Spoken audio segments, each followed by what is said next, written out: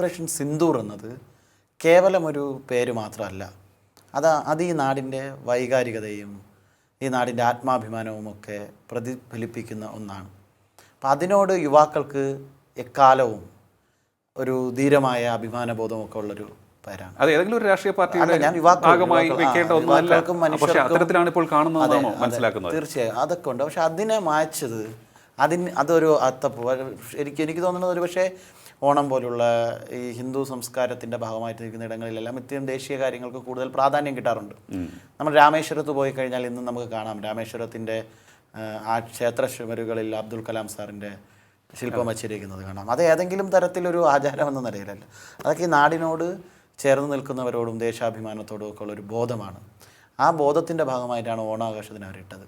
അങ്ങ് സൂചിപ്പിച്ചതുപോലെ ഒന്ന് പ്രതികരിക്കാനെങ്കിലും അതിനെതിരെ ഒരു ശബ്ദമുയർത്താനെങ്കിലും പോലീസുകാർ ശ്രമിച്ചല്ലോ. അത് എന്തുകൊണ്ടും കളഞ്ഞോ എന്ത് മാപ്പ് പറഞ്ഞോ തീരാവുന്ന ഒരു ഇതല്ല. അങ്ങനെ ഒരു ബോധം വരാൻ പാടില്ല. കാക്കിയിട്ടൊരു ഉദ്യോഗസ്ഥനാണ് അവിടെ വന്നത്. അദ്ദേഹത്തിനെ സംബന്ധിച്ച് പോലും പോലീസ് ഉദ്യോഗസ്ഥരെ ആ സേനയ്ക്ക് മുഴുവൻ അപമാനമായി കഴിഞ്ഞു. എന്തിൻ്റെ പേരല്ല, ബാക്കി കാര്യങ്ങളെക്കുറിച്ചൊക്കെ എനിക്ക് തുടർന്ന് പറയാൻ പറ്റും. ആത്യന്തികമായി പറയാനുള്ളത്, ഒരു വ്യക്തിക്കും അവിടെ പോയിട്ട് അത് മായ്ക്കണമെന്ന് പറയാൻ പറ്റുന്ന മാനസികാവസ്ഥ ഉണ്ടാവാൻ പാടില്ല. അതുണ്ടായിരിക്കുന്നു എന്ന് പറഞ്ഞാൽ അത് അത്യന്തം അപകടകരവും അതിന് പിന്നിലുള്ള എല്ലാ കാര്യങ്ങളും പരിശോധിക്കുകയും വേണം.